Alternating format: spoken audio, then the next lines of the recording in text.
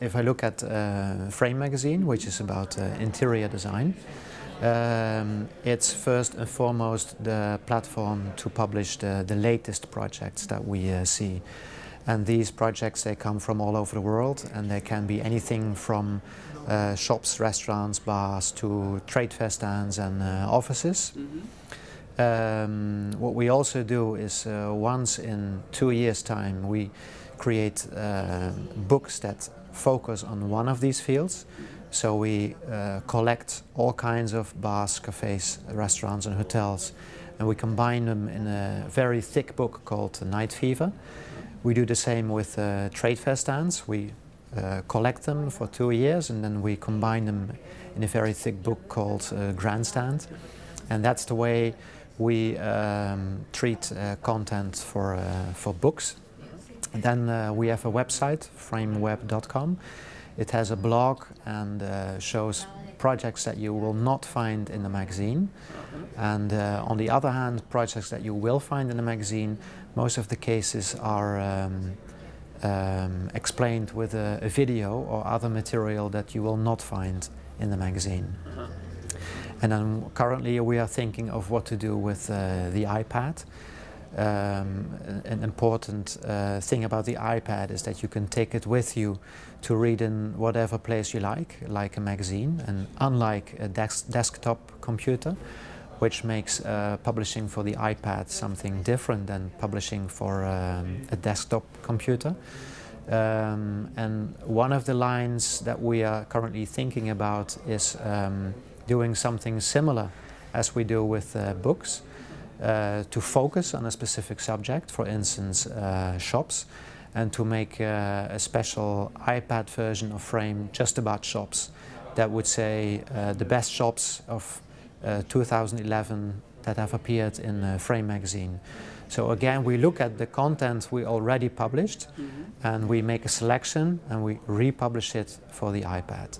This is one of the things we are thinking about.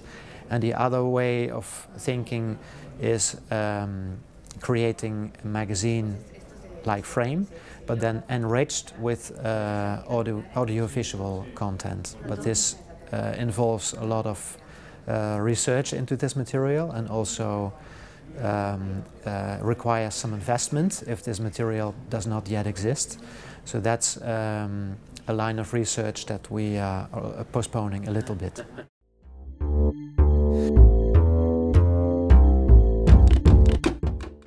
Well, in order to remain interesting to our readers, which are designers, creative people, we think we should stay fresh. So that means that we should change continually.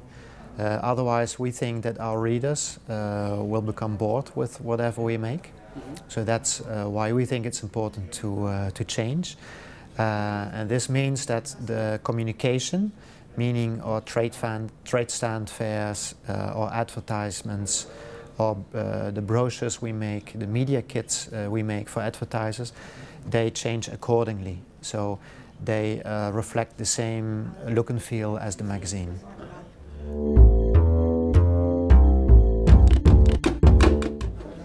Well, there are a number of magazines that I've been following for the last 10 years, 15 years.